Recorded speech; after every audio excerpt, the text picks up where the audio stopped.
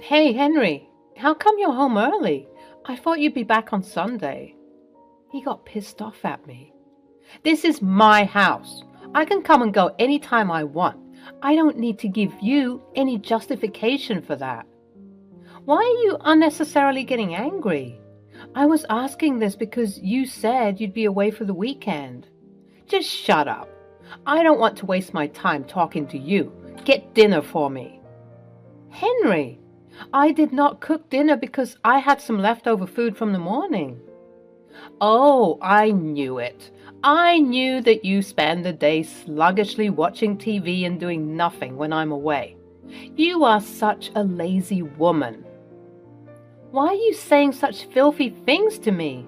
Give me 15 minutes, I'll cook something for you.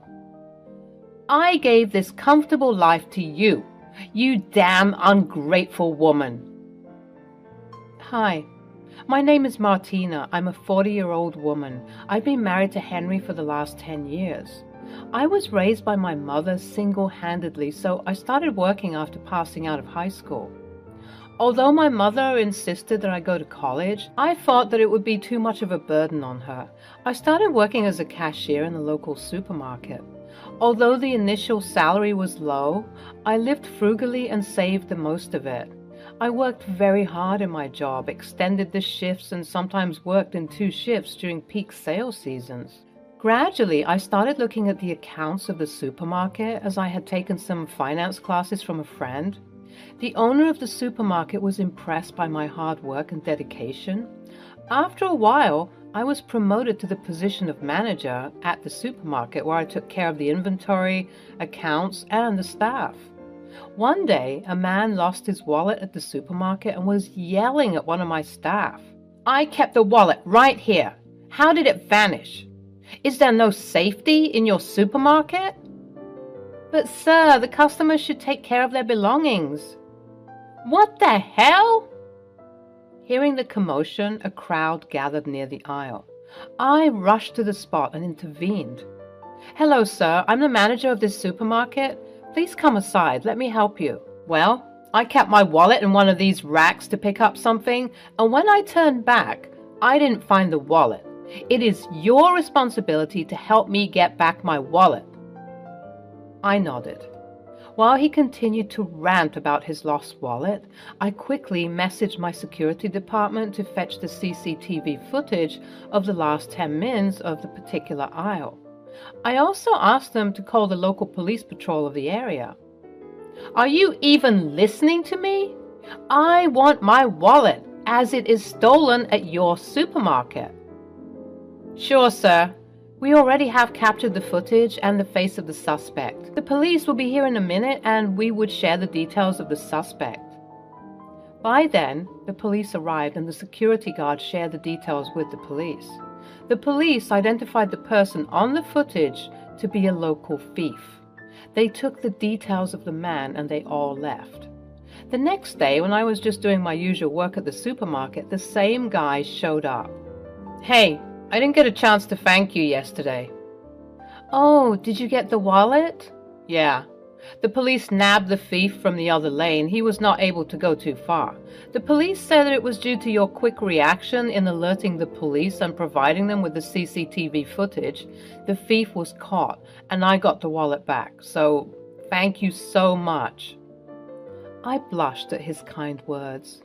Well, I was just doing my job. I'm glad that I could help you. I'm sorry that I yelled at you yesterday. I was in a panic. I'm new at this place and the wallet had my ID and credit cards. No worries, I understand. Hey, may I know your name? My name is Martina. Martina, my name is Henry. I live 2 buildings away from this place. Would you mind having a coffee with me, please? I just want to thank you for your help.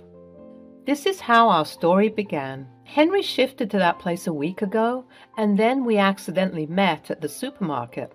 Initially, I refused to go out with him, but then he insisted and I went to the nearby cafe. I liked his grateful nature. Gradually, we started officially dating. After a few months, when my rental agreement expired, Henry suggested that I move in with him. Those were the best days of my life. Before we knew it, we fell in love. Henry worked at an IT company, so he had a busy schedule, but we spent our weekends partying and enjoying our life like there was no tomorrow. We dated for 2 years. One day, I was having a regular conversation with my mom over the phone, and she told me, "Martina, after your dad passed away, I dedicated my life to your upbringing. It gives me so much joy to see you as an independent woman." "What happened, Mom? Why are you talking like this?" "Honey, I'm getting old. I'm worried that if I die, you'll be left alone as you don't have anyone else to support you." "Mom, don't worry about me. Besides, you're not dying anytime soon. You're still very young." "Honey, it's time for you to think about getting married. I want to see you as a bride before dying." I got uncomfortable with this. "Mom, stop it." Although I shrugged her off, I got tensed. When Henry saw me tensed, he asked, "Hey, what's up? Why do you look dull?" "Nothing serious." "Hey, come on, tell me." I told him about the conversation I had with Mom. After listening to this, he said, "I was also thinking about the same. Let's get married." "What? Are you sure about this?" "Yes, absolutely." I jumped on my bed with happiness and excitement. Next, we met each other's parents and told them about our wedding plans. My mom got emotional when she met Henry. "I have no one in this world except her. Please take good care of her." "Don't worry, I'll love and protect her as you did." Henry's parents were also very sweet and kind to me. We soon got married. Henry was not very keen on having a baby. He said, "I want to enjoy a carefree life with you. A baby would become a liability." But I insisted on having one, so eventually he gave up. 5 years after our marriage, my daughter Sarah was born, which completed our family. I was having a difficult time managing the baby and my work, so Henry suggested that I take a break from my work and focus on Sarah. Henry assured me that he earned well enough for the family to lead a decent life. I left my job to take care of Sarah and the house full time. Henry was terrible at household work. His house was a mess before I moved in. He always blamed his busy schedule for the mess, saying, "I'm so busy with my work that I don't get time to clean the house." So I was the one who did the household chores, but Henry helped me whenever he was free. When I was pregnant, Henry went out of his way to take care of me. Besides, he was always grateful to me to take care of the house so well. So I had no complaints. After I left the job, Henry gradually stopped doing anything at home. Even when I asked him to get some groceries while returning from the office, he refused. "Honey, I'm tired. Why don't you get it by yourself?" I did not complain to him because he was always polite, but eventually his tone got rough. Now, when I asked him for any help, he would rebuke me. "You're becoming lazy, sitting at home." I wonder what brought this change in his attitude. Initially, I thought that he was upset because I could not give enough time to him. I was busy taking care of my daughter. Before Sarah was born, Henry and I spent our weekends partying, trekking, and traveling to new places. We had an adventurous life. Now with the baby, I could not lead that life with Henry. I can't leave her at my friend's place so often. Whenever I turned down any party plan of Henry's, he would get upset and complained. That's why I didn't want to have a baby. Don't act stupid. She's our daughter. Once she grows a little older, we can get back to our lives like before. Henry loved us, but he loved his freedom more. I told him, "Honey, why don't you party or go for a trek with your friends? I'll take care of Sarah." Initially, he was reluctant to do so without me, but later he started going out without me, and that's when everything changed. As he started going out alone, his attitude gradually changed towards me. He often came home late from work and was out on weekends partying with his colleagues and friends. I tried my best to keep him happy. I watched recipes for exotic meals on YouTube, took notes and spent hours cooking them for Henry. Although he enjoyed eating those meals, he never showed any sign of appreciation. On some days when the meal didn't turn out as expected, he would just rattle the cutlery with anger and leave the dinner midway. He started complaining about anything and everything at home. Suddenly, he started hating the meals I cooked. He pointed out faults in my cleaning, laundry, cooking, and everything else. I kept wondering to myself if this was all my mistake because I was faltering at the household chores. I told myself that Henry worked hard to give us a comfortable life, so this is the least I could do for him. But no matter what I did for him, he was never happy. He had nothing but complaints for me. His words were mostly these: "This house is a mess. Why are my clothes not ironed properly? This food tastes horrible. The dishes are so dirty. You look clumsy these days." I thought of divorcing Henry, but after staying with him for so many years, I was scared of living alone. I was scared that I'll not be able to take care of Sarah all by myself. My mom passed away 2 years ago, hence I had no one to go to. I could not share my problems with anyone. I felt lonely. Years passed, but Henry showed no sign of remorse. His attitude became worse with every passing day. Gradually, I lost all my love and respect for him. I wanted to move out, but I didn't want my daughter to grow up in poverty. I wasn't sure if I would be able to give her a decent life. I desperately wanted Sarah to grow up so that I could get out of this situation. Until then, I had no option but to put up with Henry's nonsense. But one day, Henry crossed all his limits. He was away on a weekend trip with his friends, so I didn't prepare dinner that day. I had leftover food from lunch which I thought to have for dinner, but he showed up out of nowhere. "Hey, Henry, how come you're home early? I thought you would be back on Sunday." He got pissed off at me. "This is my house. I can come and go anytime I want. I don't need to give you any justification for that." This was the tone in which he talked to me these days. "Why are you unnecessarily getting angry? I was asking this because you said you'd be away for the weekend." "Just shut up. I don't want to waste my time talking to you. Get dinner for me." "Henry, I did not cook dinner because I had some leftover food from the morning." "Oh, I knew it. I knew that you spend the day sluggishly watching TV and doing nothing when I'm away. You are such a lazy woman." "Why are you saying such filthy things to me? Give me 15 minutes, I'll cook something for you." "Don't you dare talk back to me, you clumsy woman." "Henry, what's wrong with you?" "There's nothing wrong with me. Just look at my house. You have made this a filthy place. It stinks everywhere." "The house is cluttered with Sarah's toys. Isn't it natural to have toys littered around in a house when you have kids?" He went towards the kitchen and took a plate from the sink and said, "Sarah doesn't play with these plates, right? Then why is this plate lying dirty in the sink? Why didn't you clean it?" I was perplexed by this. There was just one plate in the sink, and I thought of washing it after dinner. I never realized that Henry would make such a fuss out of this. "Henry, it is just one plate. Why are you making such a big deal out of this?" Hearing this, he rushed to the refrigerator, opened it wide, and yelled, "It is not just one plate. My fridge stinks." He then took the stuff out from the fridge one by one and threw them on the floor, saying, "I'll throw all this trash away. You have made my fridge a trash bin." I just stood there baffled. I didn't know how to react to Henry's sudden madness.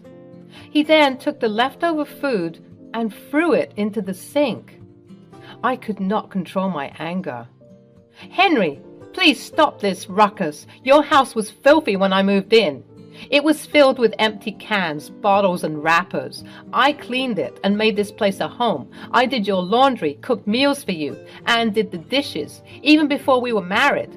I manage my work along with all these household chores. He interrupted. I gave this comfortable life to you, you ungrateful woman. You were living in that tiny, shabby apartment. I took pity on you and gave you shelter in my luxurious apartment. I work with the smartest woman in IT, yet I married a low-qualified cashier like you. I took you to places where you could have never imagined with your meager income. He went on. So stop complaining to me. You should be grateful to me for all these favors and serve me as an obedient homemaker. I felt humiliated. Tears welled up in my eyes and I broke down. I could only manage to say, Henry, I thought you did all this because you were in love. I didn't realize that you were doing me any favors. Don't start your crap. A woman like you uses emotions to trap people. That's what you did to me. You trapped me. Saying this, he stormed out of the house and was away all night. I spent the night crying in despair, thinking about the happy days I spent with Henry. I missed my mom terribly. The next day, Henry came home, and as soon as I opened the door, he shoved the divorce papers in my face and yelled, "Just sign these papers and leave my house." I was emotionally drained and had no energy left to indulge in any further conversation with Henry. I took the papers and said, "Okay, I'll sign." He was not expecting that I would agree to a divorce without hesitance. My calmness annoyed him, and he shouted, "Good that you agreed to the divorce, else I would have made your life miserable. Now I'll be living my life freely and peacefully. I was trapped under this whole crap of marriage." I packed my bags, and while leaving the house, I handed over an envelope to Henry. I kept it on the table in front of him and said, "I'll send the signed divorce papers after including my terms." "What? What do you mean by your terms? You are not getting anything from me. You have been a parasite and sucked on my money for so many years. You won't get a penny from me." "Speak to my lawyer in court." "What the hell? What's there in this envelope?" He opened the envelope and was shocked to see what was inside it. The envelope had a copy of all the pieces of evidence I received from the investigating agency.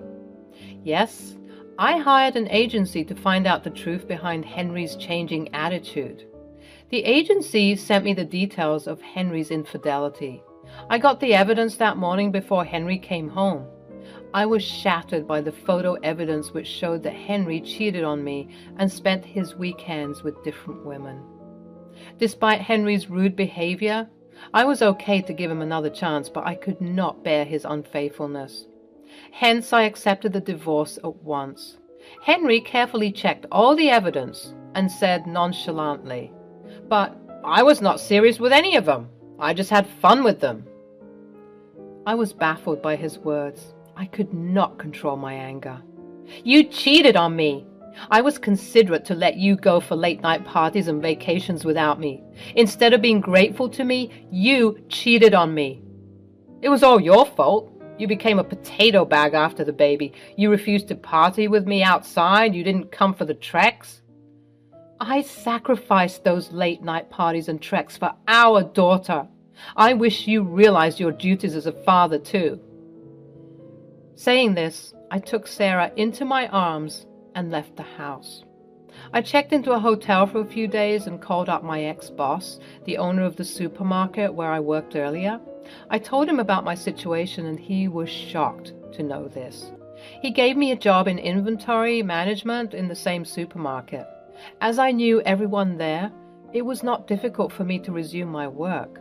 My boss offered me temporary accommodation at an apartment that had just been vacated by his previous tenants. Meanwhile, I hired a lawyer and sent my divorce terms to Henry. The lawyer helped me demand child support and good alimony on the grounds of Henry's infidelity. Seeing the alimony amount, Henry called me several times, but I ignored his calls. He sent the voice note asking for negotiation, but I was adamant to get compensated for the damage and the trauma I had been subjected to. Henry didn't have an affair with one particular woman, but he was fooling around with a lot of women, including his colleagues and some random girls whom he met during parties or trips. He also got into the wrong company and took drugs, sometimes. Maybe that was the reason for his elevated anger and frustration, which he leashed out on me. I called up Henry's parents and told them everything. They were shattered to know that Henry could do such horrible things. I also couriered some of the photos in which Henry was being cozy with his colleagues in his office. My lawyer told me that Henry is not being treated well at his office after his colleagues got to know about his affairs. His manager has even threatened him that he would be expelled from the company if he repeats the same. The colleagues with whom he had the affairs have also left the office in shame, as the photos maligned their reputation too. Henry continues to work there as he had to pay the alimony and the child support. After a few months, I got an email from Henry. "Hey, Martina, I'm sorry for what I did to you. When you were with me, I did not realize your importance. I'm grateful to you for doing everything for me, from cleaning, laundry, dishes, and the meals you prepared for me. You made my place a home to live in. Without you, the place has again become a mess. I miss you." Although the email made me emotional, I did not think of getting back to Henry. He missed me because I took care of him and his house. He treated me like a doormat when I was with him. My self-confidence was crushed by his ego and attitude. I don't want to go back to that life where my daughter sees me treated like a doormat. I want to raise her in an environment where she understands the value of self-worth. I have got an apartment from my savings and from the alimony. I'm able to lead a decent life and provide a good education to my daughter with my income and child support. I wish to see my daughter grow up to be a confident and independent woman.